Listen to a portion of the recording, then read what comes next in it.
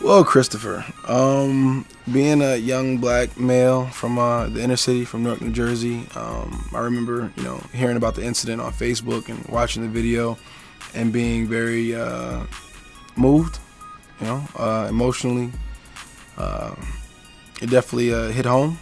I felt like it could have been me, and watching the videos over and over and over again, trying to find a reason for it to happen. Like, what did Oscar deserve in that moment to get treated the way he did and murdered, and couldn't really find one. I was looking for an outlet to kind of express myself.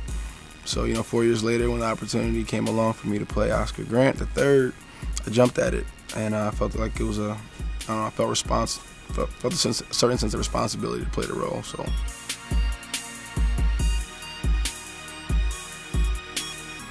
I have so many influencers, in my life, in my career. The early stages, people like David Simon, Peter Berg, Idris Elba, Leonardo DiCaprio, Ben Affleck, Paul Giamatti, Joseph Gordon-Levitt, Denzel Washington,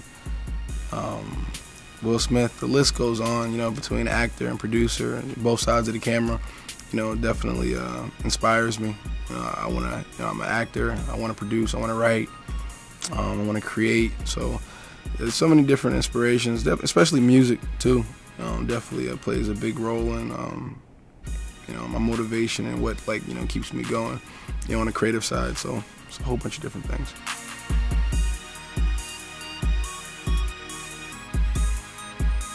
One tool that I think I use sometimes when I get lost on any days, on the back of my sides, I'll write like a journal, what that character does when he first wakes up in the morning.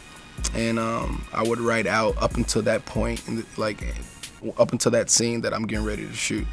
So it just gives you a backstory, it gives you a little lead in to the character, So say that, if the scene started off at, first period in high school, first period, whatever, English class. I would write how I woke up this morning, what I ate, the interaction I had with my family, what kind of mood I was in, did I finish my homework, didn't I, et cetera, leading up to going into class. And it just kind of gives you a little warm up into what you're walking into.